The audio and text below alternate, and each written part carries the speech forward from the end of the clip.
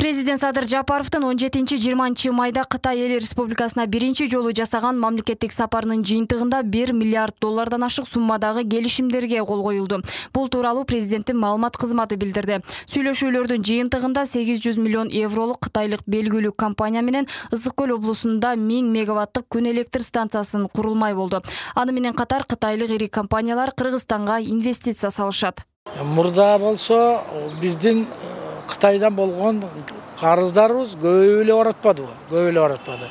Мына эми азыр бул жолку сапарында не только Кытайдагы карыз, и даже ошону жолго коюп атат, сүйлөшүп атат. Иш жолдо канча адамдарды, бош жүргөн адамдарга кызмат ордулары даярдалып атат. Мисалы үчүн дагы таможня боюнча бир КПП ачып атышат. Туура, буга да бир канча кызматкерлерди жумушка тартат. Ал жерде мамлекетке салык түшөт. Мамлекет үчүн жакшы эле ишти аткарып атканы көрүнүп турат. Мамлекеттик сапардын жүрүшүндө 260 миллион долларга Айыл чарба министрлиги менен Хэбэй Бай До жоопкерчилиги чектелген коомунун ортосундагы жер семирткич чыгаруучу заводдун курулуш долбоорун ишке ашыруу макулдашылды. Мындан тышкары Ош шаарынын мэриясы кытайлык компания менен биргеликте таштандыларды өрттөөчү завод курууну колго алды. Серепчилердин айтымында муну өлкө үчүн пайдалуу экенин билдиришет. Биз кече ошол 1 миллиарддын тегерегиндеги инвестициялык келишимдерге кол коюп келди да. Инвестор келип бул жерде ошол кандайдыр бир иш аракет жүргүзө турган болсо, ал сөзсүз түрдө ошол ала турган пайдага бир бөлүгүнө отурат да. Мындай жөнөкөй тил менен айтканда, анын артыкчылыгы иштеткен жакка дагы чоң мүмкүнчүлүк берет.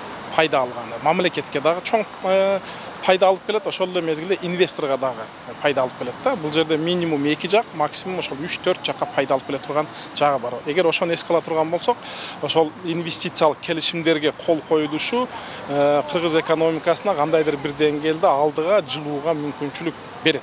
Ошону менен катар эки өлкө лидерлеринин жолугушуусунда Кытай, Кыргызстан, Өзбекстан темир жолунун курулуш долбоорун тездетүү маселеси да көтөрүлдү. Энергетика министрлиги менен Universal Energy Co. Ltd компаниясынын ортосундагы 100 миллион долларлык өз ара түшүнүшүү жөнүндө меморандумга кол коюлду. Өз кезегинде мындай кадамдар өлкөнүн экономикасын көтөрүүгө жана элдин турмуш деңгээлин жакшыртууга өбөлгө түзөөрү белгиленди. Бирок тартылган инвестицияларды өз убагында контролдоп туруу зарылчылыгы дагы кошумчаланды.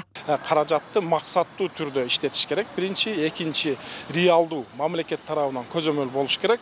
Анан ошол аналитикалык иш дагы жүрүш керек да. Ошол инвестицияны салуу мөөнөтү бүткөндөн кийин, анын иштетүү мөөнөтү бүткөндөн кийин канчалык деңгээлде айтайлык конкреттүү бир территорияга же жалпы мамлекетке ал пайда алып келип атат. Же болбосо ал пайда алып келбей калышы дагы мүмкүн да. Мына ушундай 3-чү фазаны, ошол талдоо фазасына реалдуу көңүл буруш керек. Ага чейин ошол көзөмөлдөө маселесинде карашыбыз керек да. Эгерде ошонун баарын биз реалдуу ишке ашыра турган болсок, анда кечеги ошол кол коюлган келишимдер реалдуу кыргыз экономикасына келечекте пайда алып келет деп айтсак болот. Кытай Эл Республикасы менен маданият тармагында да кызматташуу жолго коюлду. Тагыраагы эки өлкө ортосунда 38 миллион долларлык жибек жолунун алыскы шамалы жана 25 миллион долларлык Бишкек сүйүүсү биргелешкен сериалдарын тартуу долбоору боюнча кинематография тармагындагы долбоорду ишке ашыруу жөнүндө макулдашууга жетишилди. Айтор бир канча тармактын өнүгүүсүн өзүнө камтыган Кытайга болгон сапар Кыргызстан үчүн ийгиликтүү болгону айтылууда. Мимоза Жаныбек кызы, Хилола Ашурова, Мирзат Нууманов, Ынтымак, Ош шаары.